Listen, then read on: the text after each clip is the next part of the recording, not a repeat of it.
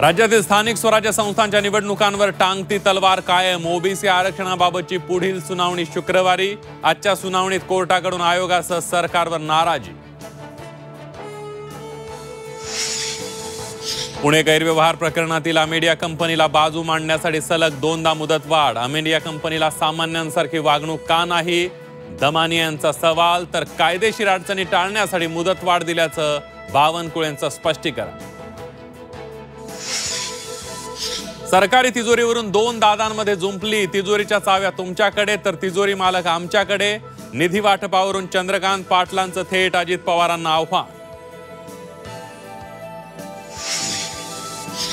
महसूल मंत्री चंद्रशेखर बावनकुळेंच्या उपस्थितीत वाळू माफियांना पक्षप्रवेश। भाजप नेते आशिष देशमुखांचा आज बावनकुळेंवर हल्लाबोल। भाजप जिल्हाध्यक्षांची सारवासारव। मुंबई मनसेशिवाय महाविकास आघाडीला बहुमत मिळणं कठीण। मुंबईतील 22 प्रभागांमध्ये मनसेची ताकद। मुंबईत मनसेसोबत जाण्यास काँग्रेसचा नकार।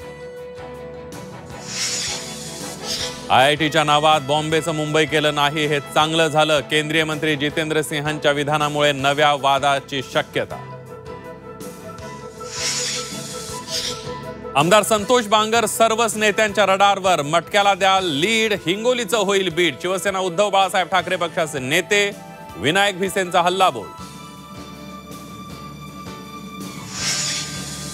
आणि आयसीसी टी20 विश्वचषक स्पर्धेचं वेळापत्रक जाहीर। 7 फेब्रुवारी ते 8 मार्च टी20 विश्वचषक स्पर्धा होणार। 15 फेब्रुवारीला भारत आणि पाकिस्तानमध्ये होणार महामुकाबला।